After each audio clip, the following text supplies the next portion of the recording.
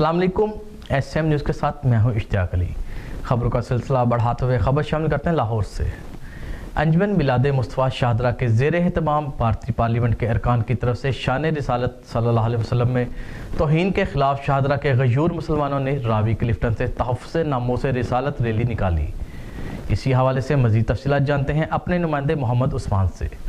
जी उस्मान, तफ़सीलात से आगाह कीजिएगा।